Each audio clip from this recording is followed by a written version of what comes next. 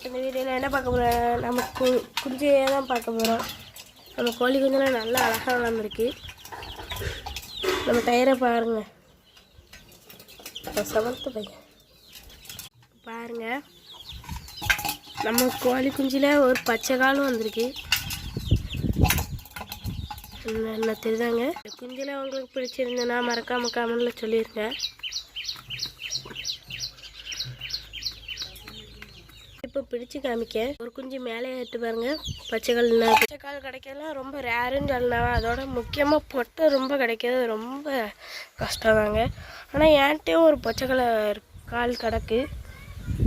அது வந்து எங்கள் பாட்டி ஊரில் இருக்குது. அதை உங்களுக்கு பிடிச்சி காமிக்கணும்னு சொல்லியிருந்தேன் ஒரு வீடியோவில்.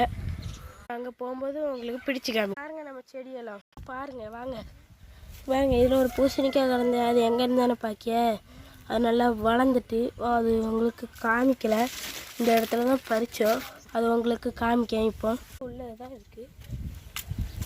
பூசணிக்காய் என்ன இருக்குது பாருங்கள். பூசணிக்காய் என்ன இருக்குது பாருங்கள், ரெடி இருக்குது பாருங்கள். இன்னும் பழுக்குது ரொம்ப வருஷம் ஆகும்.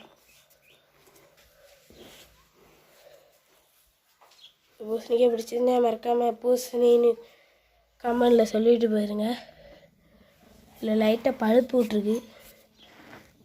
இது இன்னும் ஒரு வருஷம் அப்படியே இருக்குங்க.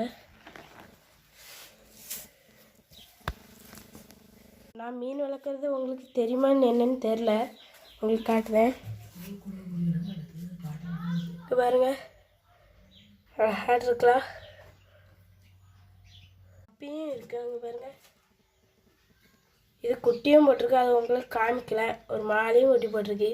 ஒட்டி சொல்லணும்னு நினச்சேன், என்னை மறந்து போயிட்டு தான் கிடக்குங்க.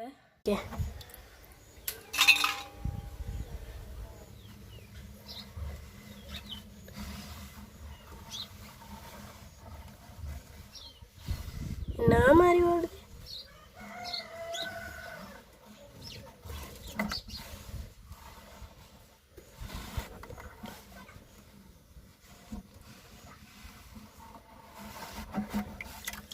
இது பாருங்க, ஒரு மாலி மாட்டிருக்கு. நல்லா ஓரளவு நல்லா சைஸாட்டு வளர்ந்துருக்கு பாருங்க. கப்பிய இது குட்டியே இருந்து வளர்ந்துட்டு 5 குட்டி போட்டுச்சு. ஒன்று தான் காமிச்சிருக்கேன், இன்னும் 4 காமிக்கணும். நல்லாவே வளர்ந்துருக்கு. அவ்வளோதான் கைஸ். உங்களுக்கு இந்த வீடியோ பிடிச்சிருந்தா மறக்காமல் சப்ஸ்கிரைப் பண்ணி